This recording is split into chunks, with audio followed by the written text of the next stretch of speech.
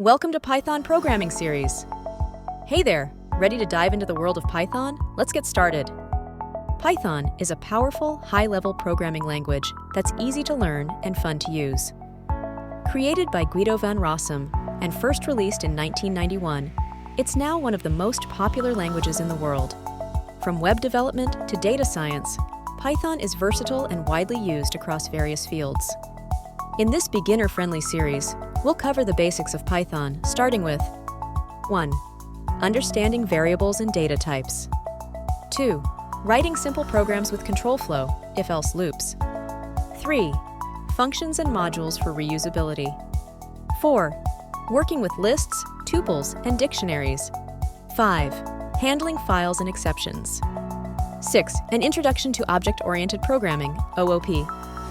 We have an exciting journey ahead, packed with hands-on projects and practical examples to make you a confident Python developer.